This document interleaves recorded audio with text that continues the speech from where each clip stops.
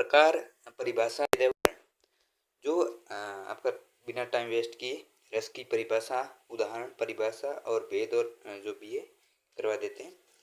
पहला आपका है रस की परिभाषा। रस रस का शाब्दिक अर्थ है आनंद। रस का जो शाब्दिक अर्थ है वो है आनंद का। इसका जो परिभाषा यहाँ से शुरू होती है। काव्य को पढ़ने सुनने से जिस आनंद की अनुभूति होती है उसे रस कहा जाता है। रस को काव्य की आत्मा माना जाता है। प्राचीन भारतीय वर्ष में रस का बहुत महत्वपूर्ण स्थान था।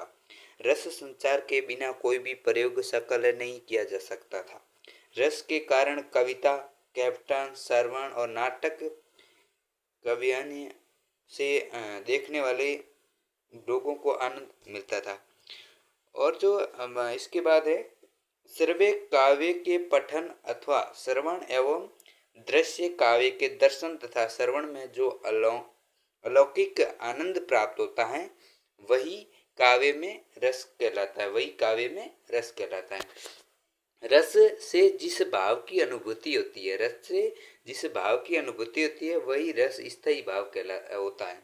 जो रस से जिस भाव की अनुभूति होती है वह रस स्थायी भाव होता है। रस, छंद और अलंकार काव्य रचना के आवश्यक अवयव हैं।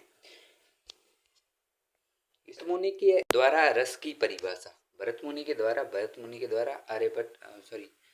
आचार्य भरत मुनि के द्वारा रस की परिभाषा। रस उत्पत्ति को सबसे पहले परिभाषित करने का श्रेय भरत मुनि को जाता है। सबसे महत्वपूर्ण क्वेश्चन यहीं से आ सकता है आपके।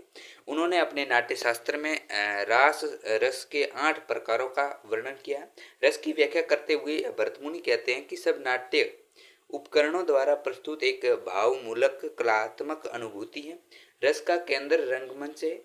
भाव रस नहीं उसका आधार है, किंतु भरत ने स्थायी भाव को ही रस माना है।